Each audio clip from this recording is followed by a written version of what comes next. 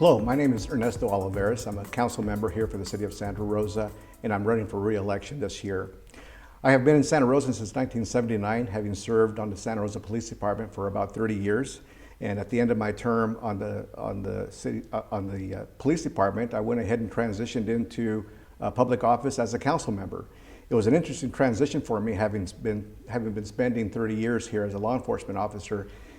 It felt to me at the end of these 30 years that I wasn't quite done yet. I was still young. I was just barely over 50 years old. At the time I was getting ready to retire, our community was just about facing a big recession that we all went through that was really devastating to our communities and really across the country. And for me, it just did not feel right to leave off into the sunset as a retired police officer. I felt that I still had a lot to offer our community. I have become a part of this community, having spent 30 years here, now going to my 38th year of public service. And for me, it seemed like the best logical next step was to run for city council.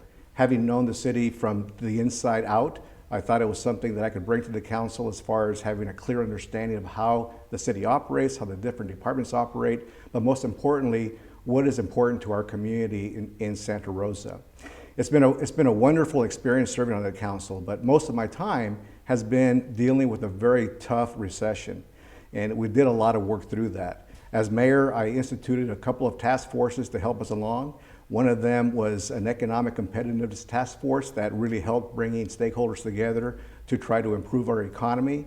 And with that and the changes that were made, there were over thousands and thousands of jobs that came to Santa Rosa as a result of some of those efforts.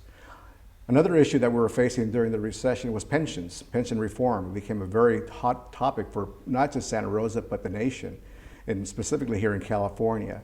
Another task force that I developed was a pension reform task force that was led by council member Scott Bartley at the time. And through that task force, they came up with a number of recommendations on changes that we could implement here in Santa Rosa to start making some significant improvements in our pension programs. I'm happy to report that we implemented everything possible that we as a city could implement, and now we wait on changes at the state level to give us more tools and opportunities to continue to refine and tweak our pension plans to the point where they can be sustainable for our community and other communities as well. Going into my next term here, my third term, we face some very serious issues in Santa Rosa. Two of them that are really tied together are issues related to our homeless population and also issues related to housing. Here in Santa Rosa, just like we have across the state and across the country, we deal with homeless issues. They're not new to us, they're not new to Santa Rosa, they're not new to any community. In fact, the numbers of homeless in Santa Rosa and Sonoma County has actually dropped. However, the visibility has increased. Part of that is due to the SMART train coming through Sonoma County, where many homeless who had been living in the rail corridor have been displaced onto surface streets. It's also an effort community-wide to clean our creek systems and waterways, and many of the homeless population that had been living in those creek systems are now on the surface streets as well. One of the things I want to do related to our homeless population is to change the way we approach it. When I look at homelessness in Santa Rosa, we need to take ownership of our homeless population. They are mostly our residents.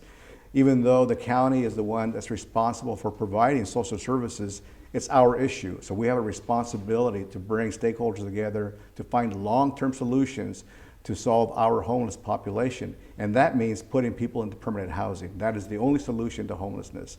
And it's also an effort to keep people from becoming homeless in Santa Rosa at a future time. And to that end, it's getting to a point of functional zero where we get people turned around into housing as soon as possible. In housing, it's going to be a long haul, but I'm here to continue to work with our community stakeholders to find long-term solutions to find housing at every level of the spectrum.